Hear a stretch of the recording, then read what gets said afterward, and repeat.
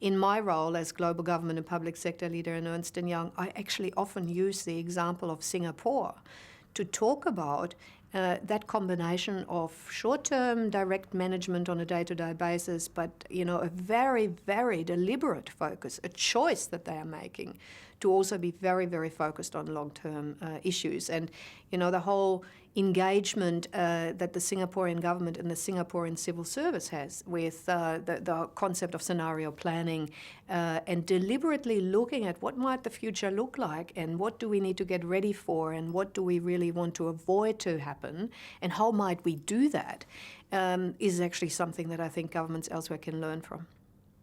Well, we know that governments will need to build much more diverse public services, but also obviously see diversity in leadership roles in the public sector.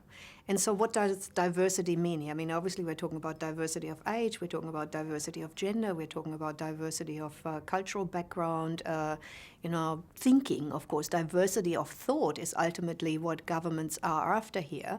And why do we need it? I mean, we need it, of course, because governments are now dealing with some of the most complex issues maybe that human beings have ever faced. I mean, if you look at issues such as climate change, you look at the prolonged nature of the economic crisis, which is of course about a very significant shift about how we conceive the economy around the world.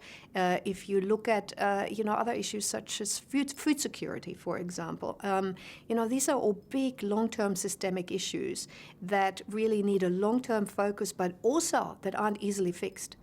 In a world where there is no such thing as a domestic issue any longer because everything is interconnected, you need your best thinkers to find the best solutions. And so I think, therefore, this whole focus on making the public sector more diverse, going for people in leadership roles that bring different ways of thinking is absolutely essential.